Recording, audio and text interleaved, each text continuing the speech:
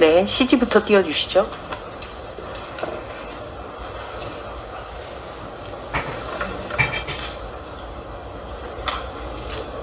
네, 조수진입니다. 네, 공수처장께 좀 질의를 하겠습니다. 네.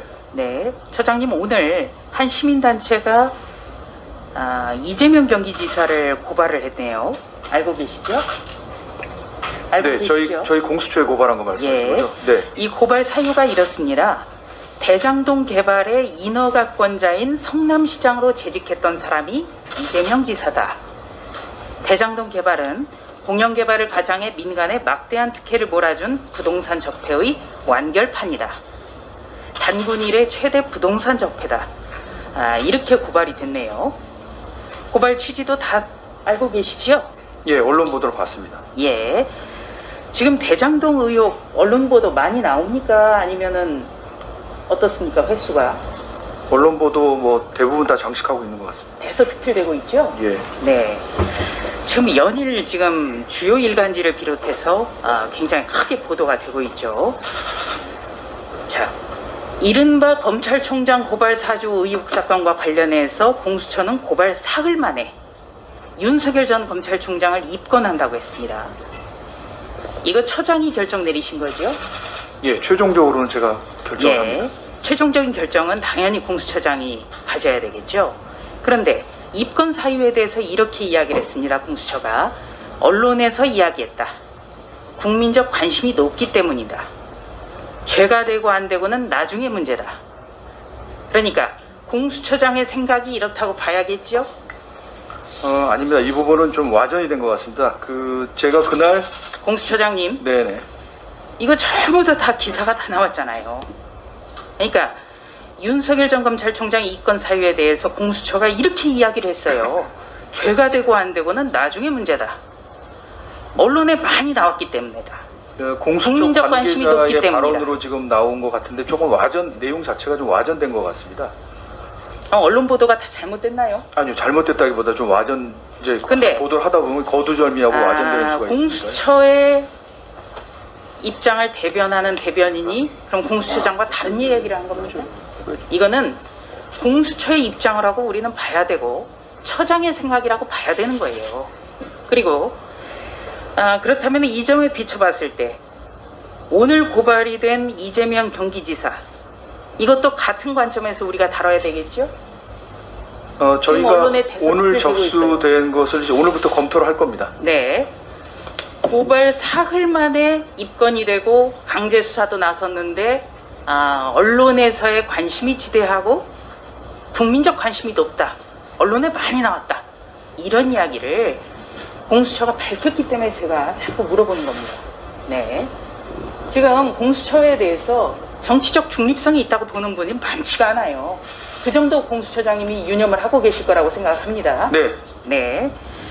자, 이 공수처에서는 어떤 일이 있었냐면요.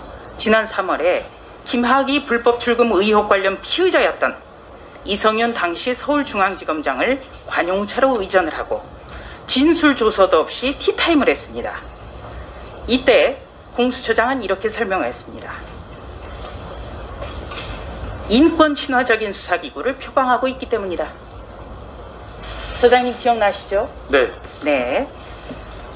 그렇다면은 처장님이 표방하는 인권 친화적인 수사기구 모든 사람에게 다 같아야겠죠?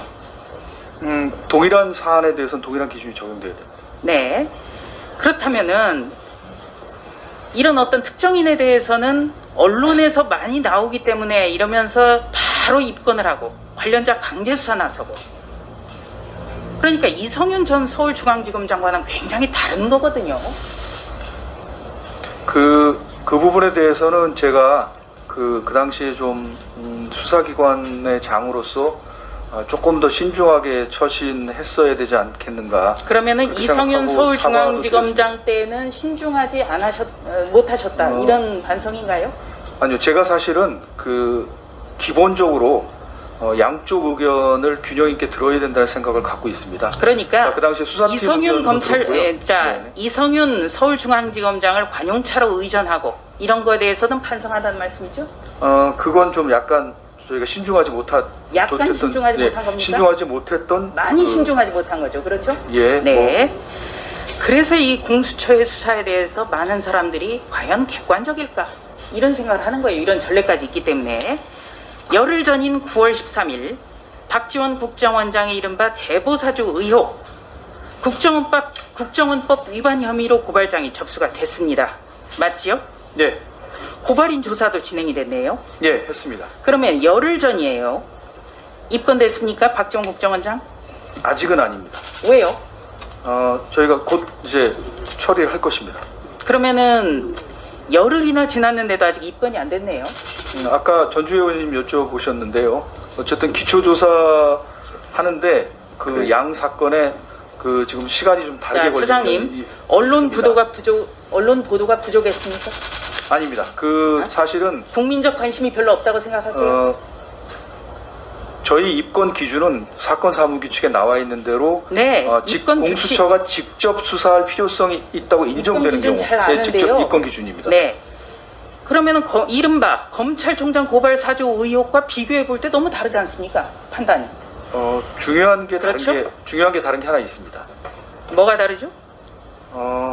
이제 공수처의 수사 대상이 되는 고위공직자인지, 그 다음에 수사 대상이 되는 고위공직자 범죄인지, 처음의 사건은 이제 전현직 검사들 사건으로 저희들이 고위공직자 범죄에 해당하고, 처장님, 그 다음에 수사권과 기소권까지 갖고 있는 사건입니다. 우리나라 국정원장이 가장 지켜되는 게 뭐죠? 정치적 중립이죠.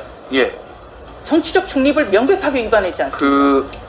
저희 수사 대상에 국정원법 21조 정치 활동 관여 금지 조항도 포함되어 있습니다. 네, 다 어겼어요.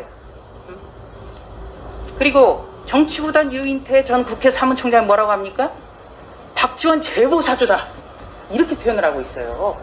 그런데 아직까지도 열흘이 지났는데 이건 형평성에 비춰봐서 이거는 맞지가 않아요.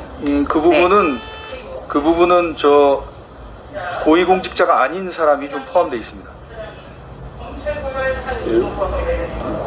추미애 전 법무부 장관이 추가 의혹 보태겠다고 나서면서 과거에 징계 자료를 사진으로 유출을 했습니다. 이것도 굉장히 심각한 사안이에요.